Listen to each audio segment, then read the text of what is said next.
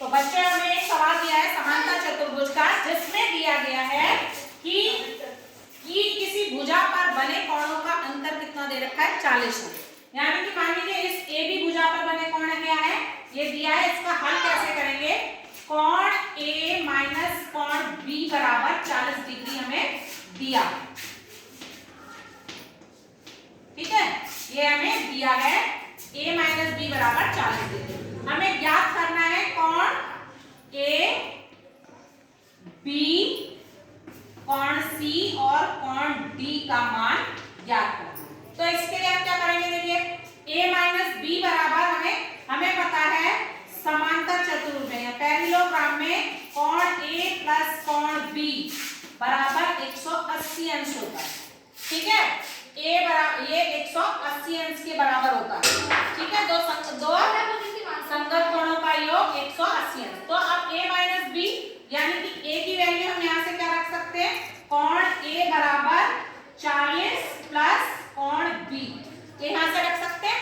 यहाँ पर आप इसको रख दीजिए तो यह हो जाएगा 40 प्लस कोण b प्लस कोण b बराबर 180 अंश।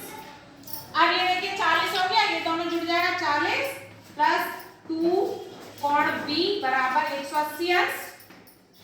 तो 2 कोण b बराबर कितना हो जाएगा 140 बटे 180 माइनस 40 कर देंगे तो 2 टाइम्स कोण b बराबर कितना आ गया 40 डिग्री आ गया।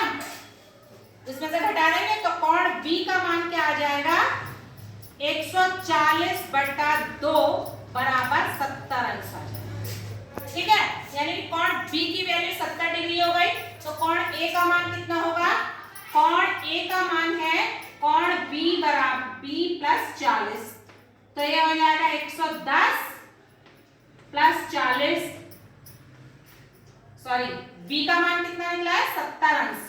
तो कोण b का मान कितना लिखेंगे 70 अंश प्लस 40 अंश, तो ये कितना आ जाएगा 110 अंश। यानी कि कोण a की वैल्यू कितनी है 110 और कोण b की आ गई 70।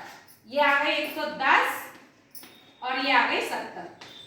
अब समांतर चतुर्भुज में क्या होता है, समांतर चतुर्भुज में सम्मुख कोणों का मान बराबर होता है। सम्मुख कोणों का मान है कि a का सम्मुख कोण क्या है c, यानी कि a बराबर क्या होगा कोण c के 110 का हो जाएगा।